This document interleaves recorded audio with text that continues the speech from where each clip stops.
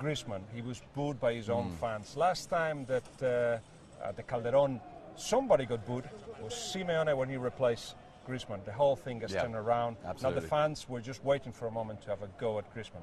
Yeah, and when Griezmann was taken off, Simeone then very consciously made a point of clapping and saying to the fans, support him. He then came into the press conference just now. I've never seen Simeone like this in the press conference. Feisty, aggressive, actually shouting at us on occasion. We're like, what are we supposed to do about it? And he said, look, I will support Griezmann all the way to the end. Anyone who's in my family gets our support to the end until the moment that he's no longer part of the family.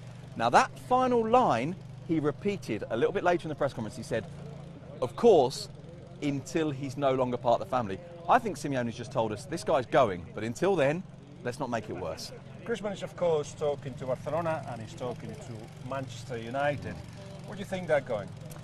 Well, look, he was talking to Manchester United last summer, and it was curious the way that United then packaged this as saying we were looking for someone who wasn't his kind of player. Well, you don't spend that long talking to someone if you then decide, actually, you know what, it's not just this isn't the player we want, this isn't the profile of player we want. I'm not sure that excuse really washed. I think Griezmann basically in the end backed out because he felt a certain degree of pressure with everything that was happening with the transfer ban not to go.